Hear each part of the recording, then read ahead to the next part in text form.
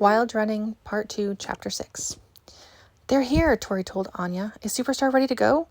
Anya nodded and blinked back tears. She'd grown attached to the spirited gelding.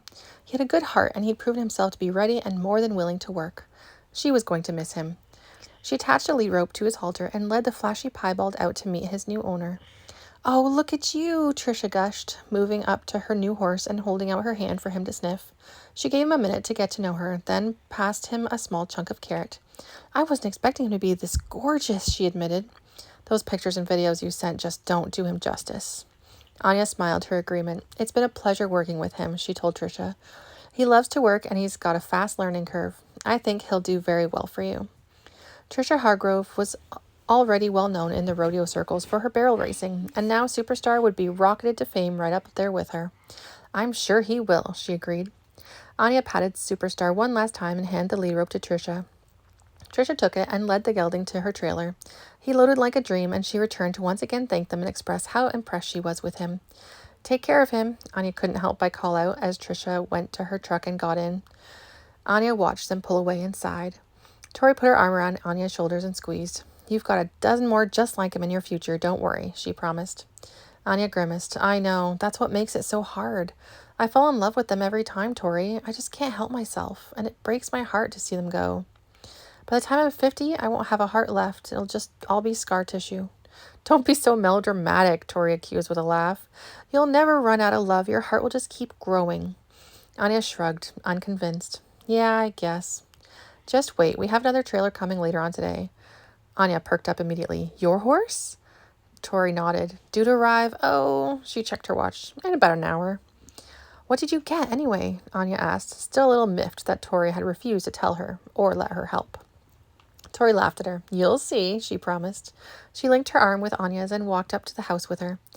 You just have to keep me occupied for the next hour or so with your wedding plans. Anya grinned. We're going to be married Christmas Day right here on the front yard. We'll need flowers and food, and I stopped by the church in town and booked the minister. You know Sean and I have the food situation covered, right? Anya grinned, naturally. They chatted for a while longer, laying out the plans and seating and menus. It wouldn't be big or fancy, but it would be beautiful. A honk had the women leaping to their feet and rushing out the door, Tori in the lead. Anya waited while Tori talked to the driver before going around to the back of the trailer to get her horse. She let out a buckskin quarter horse and led it over to Anya. Meet Nebula, she introduced. Nebula tossed her head and pawed the gravel impatiently. How old? Anya asked, patting the mare and moving around her to check her out. She's 4, and I'm counting on you to help me with her training. She's green broke, but has a long way to go. Nebula started prancing in place, and Anya nodded. You're not kidding. Spirited, isn't she? She asked with affection as she patted the mare. Tori nodded, and they began walking to the barn together. Galaxy's old stall is still empty, Anya offered gently.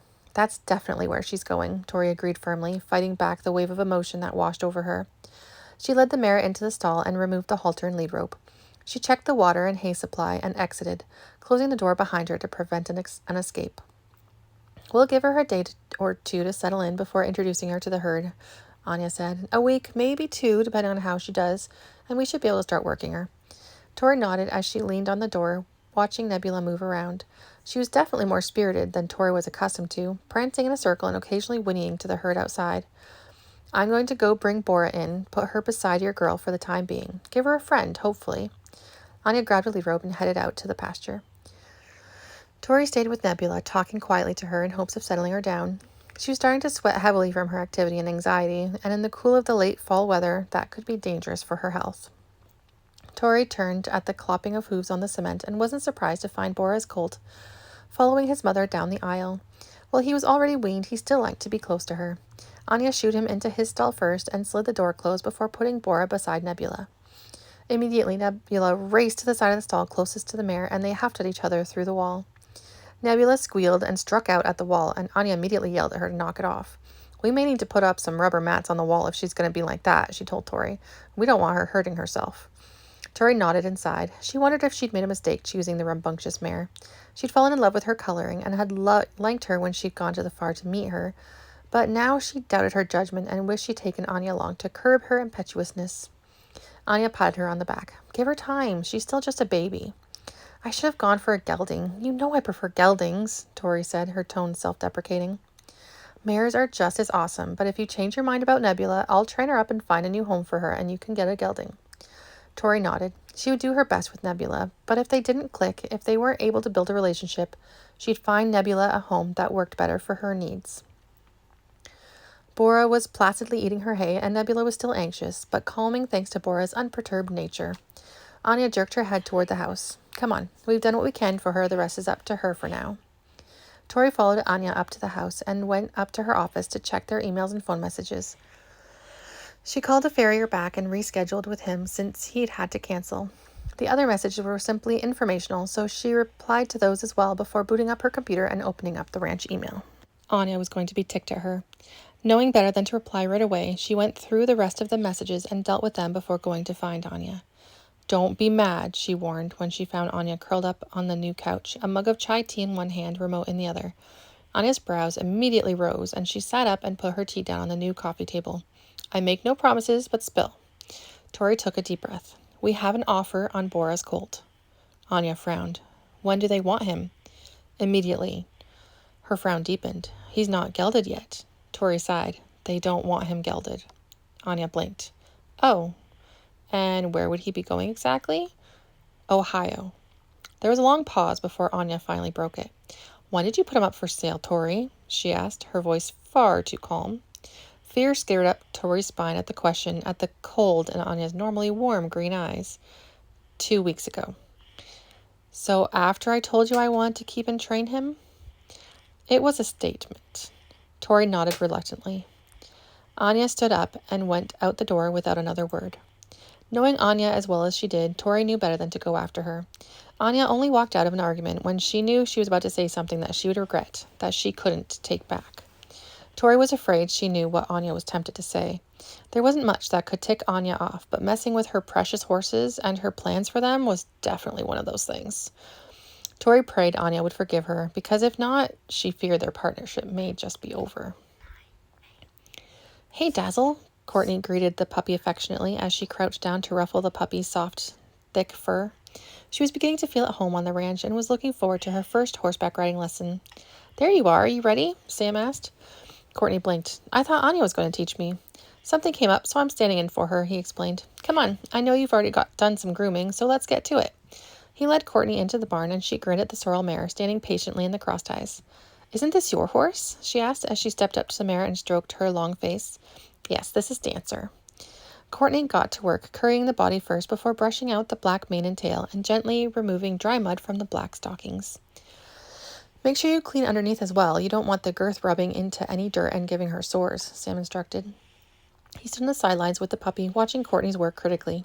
She carefully cleaned Dancer's chest and back where the saddle would go, making sure there wasn't any ingrained dirt that would rub into her skin. She went over her again with the stiff and soft bristled brushes, then used a pick to clean out the packed mud and occasional stone from Dancer's hooves. How's that? She asked as she straightened and tossed the hoof pick back into the bucket used to hold the grooming supplies. She looks good. Now we saddle.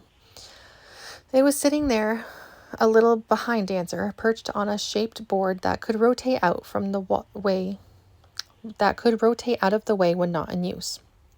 Courtney took the blanket first, a fancy design of red, black, and blue, with a fluffy white underside that was covered in reddish-brown hair. She put the blanket on Dancer's back. You see that little leather strip on the blanket closest to her butt? Sam asked, amusement in his tone. That's the front, he said when she nodded. Oh, my bad, Courtney replied and quickly turned the blanket around. You want to put it a little higher than it needs to be, then put the saddle on and slide it into place so all the hair is facing the right direction, Sam instructed.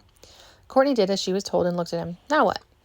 Now you reach under her and pull the girth to you, and I'll show you how to do up the cinch. He put Dazzle in a stall so the puppy would be out of the way and returned to Courtney's side to show her how to loop the leather through the metal ring on the saddle to secure it. He pulled the stirrups down and took a cursory look at her legs to see if he needed to adjust them. Courtney was about his height, so he figured they'd do fine. Now what you want to do is loop the reins over her neck and remove the cross ties and halter. She'll stand without the reins, but it's a good habit to get into so you don't lose your mount. Courtney nodded and followed his directions. He took over and put the bridle the rest of the way on, showing her how to keep the leather straps from getting in Dancer's eyes and how to adjust the ear strap and pull her mane out to make the fit as comfortable as possible. All right, now you take the reins and lead her out to the corral. Sam stayed a little back and to the side, watching as Courtney led the mare through the barn and out to the corral. She backed Dancer when she led her too close to the gate to open it, then led the mare through. Sam followed her in and closed the gate. He hefted the heavy wooden mounting block and put it in place so Courtney could easily mount and double-check the girth. Dancer didn't inhale when the girth was tightened, but he checked as an automatic safety precaution. "All right, hop on," he invited as he moved to Dancer's head and held the reins for Courtney. Courtney climbed up the stairs and gingerly swung her leg over Dancer's back and settled into the saddle. Sam helped her get her feet in the right position in the stirrups and showed her how to hold the reins properly. "All right, go ahead. Keep your heels down, lean slightly forward, and ask her to walk on. If she doesn't obey immediately, put a little pressure on her sides with your legs. Don't kick her," he said. He moved the mounting block to the side of the ring and sat on it. Courtney took a deep breath to calm her nerves and raised her arms as she asked Dancer for a walk. "Keep your arms down." Courtney dropped her arms immediately, so they were resting on the pommel just below the saddle horn. Sam chuckled, "A little higher." She complied as Dancer walked forward slowly. Courtney took a few minutes to adjust her balance as she lurched slightly at the rhythm. "Just feel her movements and allow your hips to move with her." Courtney forced herself to relax and move with the horse. Once she became accustomed to the rhythm, she found herself having fun. Dancer moved steadily around the ring, Courtney barely having to direct the horse, so she could take her time and enjoy the feeling. Sam watched her, appreciating the joyous look on Courtney's face. When she grew bored of the simple walk, she turned to look at Sam. "Can I go faster?" she asked as she carefully steered Dancer toward him and halted her. "Can you?" he asked. She grinned and asked Dancer for a trot. It was far bumpier than she had expected, and she almost bounced off a few times. But she managed to retain her seat and remembered to move with the horse. With determination, she held herself to the saddle and moved with Dancer until her muscles started screaming in protest. She slowed Dancer to a walk and returned to Sam. "I think I'm ready to get off now." Sam grinned and helped her to dismount. "Now is the most important part, taking care of the horse that worked for you," he told her as they walked back into the barn. Courtney worked while Sam instructed, stripping off the saddle, grooming again, and giving Dancer a treat for her good behavior. A lot of people look at horses as a means to an end, a way to get from point A to point B without appreciating the animal or the work that goes into an animal that will get you where you want to go without tossing you on the ground. He patted Dancer affectionately as they released her into the field. They stood there for a minute and watched her rejoin the herd. "They deserve respect," Courtney said with a nod. "I get that." Sam looked at her, considering. "I think you do." They released Dazzle and started up to the house together. "Do you think I could keep a horse here if I stick around?" Courtney asked shyly. Sam patted her on the back and grinned. "Stick around, girl, and prove yourself to Anya and Tori. Show that you're serious and devoted, and I wouldn't doubt it." Courtney smiled back, but her mind was back on that horse.